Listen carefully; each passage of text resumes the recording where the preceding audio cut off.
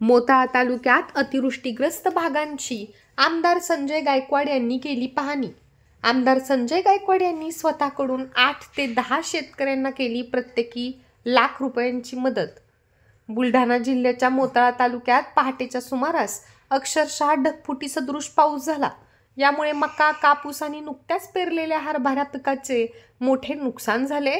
Soybean पिकाचे नुकसान झाल्यानंतर कापूस आणि मका पिकावर शेतकऱ्यांच्या मोठ्या अपेक्षा होत्या, मात्र त्यावर पाणी फिरल्याने शेतकरी खचून गेलाय।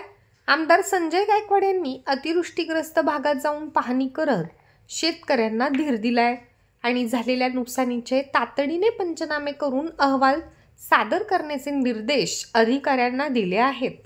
आमदारांना नुकसानीची पाहणी देताना शेतकऱ्यांच्या डोळ्यात अश्रू आले। नदीकाठच्या शेतकऱ्यांचे मोठे नुकसान झाले। अशा 8 ते 10 शेतकऱ्यांना आमदार संजय गायकवाड यांनी स्वतःकडून प्रत्येकी 1 लाख रुपयाची तात्काळ मदत केली आहे।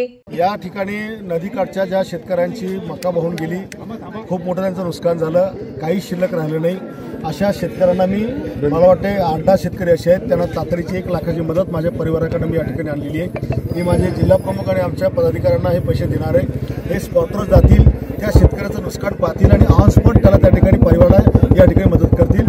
परवा दिवशी सुद्धा 2 सोयाबीनच्या सुड्यांना कोणीतरी आग लावली होती, त्यांना सुद्धा 30-30 हजार रुपयाची मदत मी माझ्या परिवारातर्फे दिली होती।